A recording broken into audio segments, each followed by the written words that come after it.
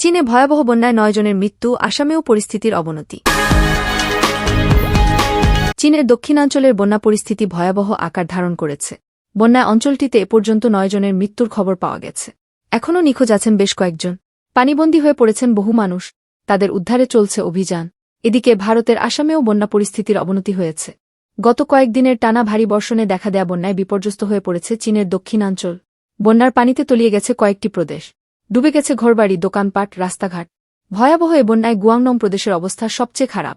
প্রদেশটিতে বন্যায় বেশ কয়েকজনের মৃত্যুর খবর পাওয়া গেছে। এখনও নিখোঁজ রয়েছেন অনেকে। তাদের উদ্ধারে কাজ করে যাচ্ছে উদ্ধারকারী দল। বন্যায় গুয়াংডং প্রদেশের ৩২,০০০-এর বেশি মানুষ ক্ষতিগ্রস্ত হয়েছেন। বন্যা পরিস্থিতির অবনতি হয়েছে ভারতের আসাম রাজ্যেও। গুয়াহাটি শহরের রাস্তাঘাট তলিয়ে গেছে বন্যার পানিতে। এতে চরম বিপাকে পড়েছেন অফিসগামী মানুষ ও স্কুল কলেজে যাওয়া শিক্ষার্থীরা। স্থানীয় প্রশাসন বলছে, বন্যায় এ পর্যন্ত রাজ্যের ১.৫ লাখের বেশি মানুষ ক্ষতিগ্রস্ত হয়েছে। বাস্তুহারা হয়েছেন আসামের ১৯ জেলার প্রায় ৩ লাখ মানুষ।